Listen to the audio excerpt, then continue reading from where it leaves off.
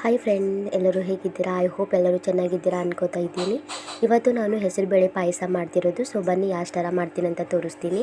ಒಂದು ಕಡೆಯಲ್ಲಿ 1 ಸ್ಪೂನ್ ಆಗೋಷ್ಟು ತುಪ್ಪ ಹಾಕ್ಕೊಂಡು ಕಾಜು, ಬಾದಾಮಿ, ಕಿಸ್ಮಿಸ್ಸು ಬ್ರೌನ್ ಕಲರ್ ಆಗೋವರೆಗೂ ಫ್ರೈ ಮಾಡ್ಕೊಂಡು ಇಟ್ಕೋತೀನಿ.